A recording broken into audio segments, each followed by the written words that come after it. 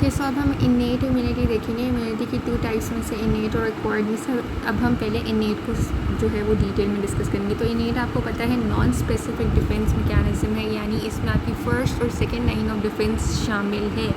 ठीक है, सबसे पहले हम देखेंगे कि हमारी जो इनेट इम्यून सिस्टम है वो किस तरह से वर्क करती है, किस तरह से आपकी इनेट इम्यून रिस्पॉन्स डिस्टिंग्विश करता है सेल्फ एंटीजन को नॉन सेल्फ एंटीजन से। ठीक है, सेल्फ एंटीजन जो आपकी बॉडी में प्रेजेंट है और नॉन सेल्फ एंटीजन जो कोई फॉरेन इन्वेडर है, किस तरह से आपकी बॉडी जो है वो इन दोनों को डिस्टिंग्विश करता है। ठीक हो गया।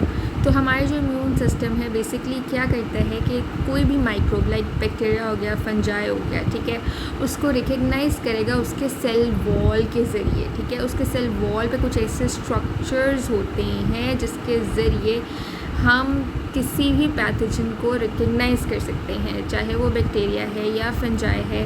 पैथोजन ऐसे पैथोजन्स को रिकग्नाइज़ हम किस तरह से करेंगे, उनके सेल वॉल्स पे मौजूद स्ट्रक्चर्स के ज़रिए। और कौन से स्ट्रक्चर्स प्रेजेंट होते हैं, वहाँ पे पैम्प्स प्रेजेंट होते हैं, पैथोजन एसोसिएटेड मॉलिक्यूलर पैटर्न्स जो हैं, ये ऐसे मॉलिक्यूल्स होते हैं जो आपके इन पैथोजन्स की सेल वॉल्स पे प्रेजेंट होते हैं। अब ये पैम्प्स बेसिकली इसमें शामिल होते हैं आपके लिपोपोलीसेक्राइड्स, peptidoglycans, लिपोटिकोइक acids, mannose, फ्लैजेलिन, पिलिन, bacterial DNA और वायरल डबल स्ट्रैंडेड आरएनए। ठीक है, इन पैम्प्स के ज़रिए हम किसी भी माइक्रोब को जो है वो उसके सेल वॉल पे इन पैम्प्स के ज़रिए रिकग्नाइज़ कर सकते हैं। हमारा इम्यून सिस्टम जो है बेसिकली इन माइक्रोब्स को इस तरह से रिकग्नाइज़ करेगा।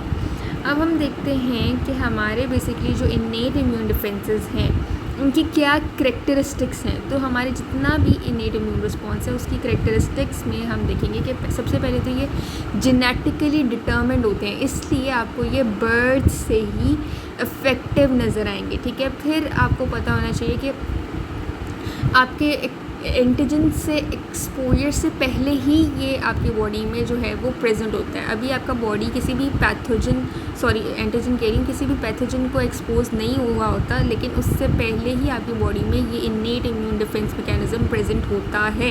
ठीक है, क्यों? क्योंकि this is genetically determined and this is effective from your birth. ठीक है, अब आपको पता होना चाहिए कि ऑलरेडी जैसे मैंने आपको सबसे पहले बताया कि this is a non specific response. ठीक है, यानी इसमें फर्स्ट और सेकेंड लाइन ऑफ डिफेंस शामिल है।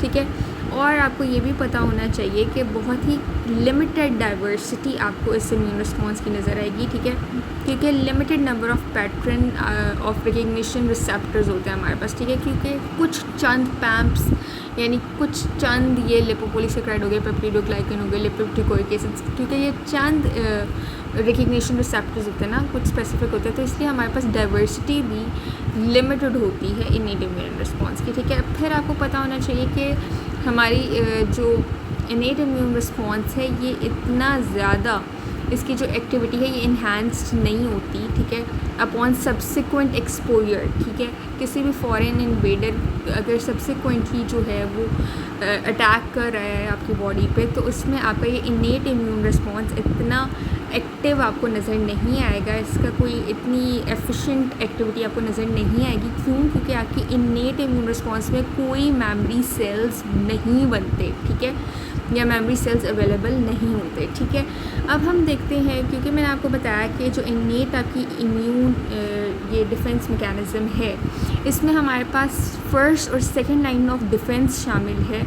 और आपको पता होना चाहिए कि जो एक्वायर्ड स्पेसिफिक मैकेनिज्म है उसमें आपका हमारे पास थर्ड लाइन ऑफ डिफेंस शामिल है। और थर्ड लाइन ऑफ डिफेंस में हमारे पास एंटीबॉडीज़, टी सेल्स, एसिस्टरी सेल्स और साइटोकाइंस शामिल होते हैं। बेसिकली इस थर्ड लाइन ऑफ डिफेंस जो कि अभी आप डिटेल में आगे एक्वायर्ड इम्यून रिस्पॉन्स में देखेंगे कि ये basically specific host defence mechanisms इसमें इंक्लूड होते हैं, जो कि आपके कुछ स्पेसिफिक माइक्रोब्स पे ही जो है वो अपना एक्शन दिखाते हैं। ठीक है, और उनके ख़िलाफ़ ही आपके स्पेशलाइज्ड वाइट ब्लड सेल्स जो हैं वो एक्शन परफॉर्म करते हैं। ठीक है, और ऐसी इम्यूनिटी जो कि in third line of defence की वजह से इन एंटीबॉडीज़, टी सेल्स और एसेसरी सेल्स और साइटोकाइंस की वजह से डेवलप होती है, ये हमारे सिर्फ कुछ मेमोरी सेल्स को बेसिकली प्रोड्यूस करते हैं, और उन मेमोरी सेल्स की वजह से आपके पास एक्वायर्ड इम्यूनिटी आती है। इसको एक्वायर्ड इम्यूनिटी को हम डिटेल में देखेंगे, अभी हम असल में इनेट इम्यूनिटी देख रहे हैं। तो इनेट इम्यूनिटी में आपको पता होना चाहिए कि हमारे पास फर्स्ट और सेकेंड लाइन ऑफ डिफेंस है। फर्स्ट लाइन ऑफ डिफेंस में आपके पास आ जाते हैं फिजिकल बैरियर्स, केमिकल बैरियर्स और जेनेटिक बैरियर्स, ठीक है। जबकि सेकेंड लाइन ऑफ डिफेंस में आपके पास इन्फ्लेमेटरी रिस्पॉन्सेस, इसके अलावा इंटरफेरॉन्स, फेगोसाइटोसिस और कॉम्प्लीमेंट्स शामिल हैं, ठीक है। अब फर्स्ट लाइन ऑफ डिफेंस आपको पता होना चाहिए कि बेसिकली एक सरफेस प्रोटेक्शन मैकेनिज्म होता है, ठीक है। इसमें आपके पास क्या होता है कि आपकी जो पैथोजन अगर आपके बॉडी में एंटर होने की कोशिश करती है तो सबसे पहले आपके कुछ फिजिकल और केमिकल सरफेस बैरियर्स होते हैं जो आपके इन पैथोजन्स को सरफेस से ही ख़त्म कर देंगे। अगर वो पैथोजन सरफेस पे आएगा तो कुछ फिजिकल और केमिकल बैरियर्स उस सरफेस पे ही जो है वो ख़त्म कर देते हैं, सेल की सरफेस पे ही उसको ख़त्म कर देंगे और उसको फर्दर जो है अंदर एंटर नहीं होने देंगे इन द सेल, ठीक है। तो बॉडी का फर्स्ट लाइन ऑफ डिफेंस में हमारे पास स्किन आ जाता है, ठीक है। इसके अलावा स्वेट, टीयर्स, ठीक है, और सलाइवा, म्यूकस और स्टमक एसिड्स आ जाते हैं, ठीक है। तो स्किन में basically it acts as a barrier to invasion, ठीक है। इसी तरह हमारे पास जो स्वेट है बेसिकली ये कुछ ऐसे केमिकल्स होते हैं इसमें जो कि आपके डिफरेंट पैथोजन्स को किल करते हैं, ठीक है। फिर आपके पास जो टीयर्स हैं, टीयर्स और सलाइवा दोनों में होते हैं आपके पास लाइसोजाइम्स, ठीक है। जो टीयर्स में आपके पास लाइसोजाइम्स हैं ये पावरफुल डाइजेस्टिव एबिलिटीज़ रखते हैं जिसकी वजह से हमारे पास हार्मलेस एंटीजन्स जो हैं उसकी फॉर्म में आपको एंटीजन्स नज़र आएंगे, ठीक है। देन म्यूकस जो है ये क्या करेगा कि पैथोजन्स को ट्रैप करता है और इन ट्रैप्ड पैथोजन्स को हमारी बॉडी से निकालेगा in the form of sneezing या कफिंग, ठीक है। या फिर आप वॉश अवे कर लेते हैं उस म्यूकस को, ठीक है, बाहर निकाल देते हैं, और या फिर आप किसी केमिकल का इंटेक करके उस जो है पैथोजन को जो कि म्यूकस में ट्रैप है उसे डिस्ट्रॉय कर देते हैं, ठीक है। फिर हमारे पास स्टमक एसिड्स होते हैं जो आपके पैथोजन्स को डिस्ट्रॉय करते हैं, ठीक है। नेक्स्ट ये तो हमने देख लिया सारा फर्स्ट लाइन ऑफ डिफेंस, ठीक है, of your innate immune system. Then is second line of defence. Second line of defence में बेसिकली आपके कुछ सेलुलर और केमिकल सिस्टम्स शामिल होते हैं जो कि अगर आपका हमारे पास सरफेस डिफेंस मैकेनिज़्म जो कि फ़र्स्ट लाइन ऑफ डिफेंस के ज़रिए हम हासिल करते हैं, अगर वो कामयाब ना रहे तो फिर हमारे कुछ सेलुलर और केमिकल सिस्टम्स एक्टिवेट होंगे by the second line of defence, ठीक है।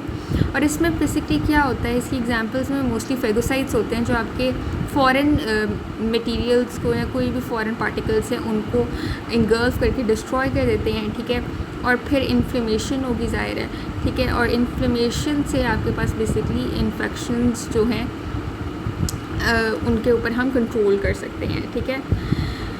फिर अब हम सेकेंड लाइन ऑफ डिफेंस को अगर देखें तो इसमें बेसिकली उन्होंने यही लिखा है कि अगर एक पैथोजन जो है वो फर्स्ट लाइन ऑफ डिफेंस को एस्केप कर जाता है तो फिर मोस्टली क्या होता है, इन्फेक्शन शुरू हो जाता है। इस इन्फेक्शन को ओवरकम करने के लिए हमारे पास सेकेंड लाइन ऑफ डिफेंस होता है, ठीक है।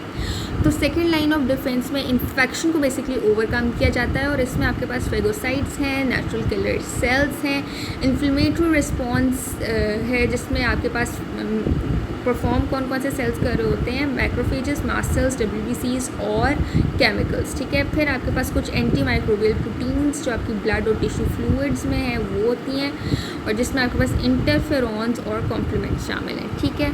So this was all about the इनेट system.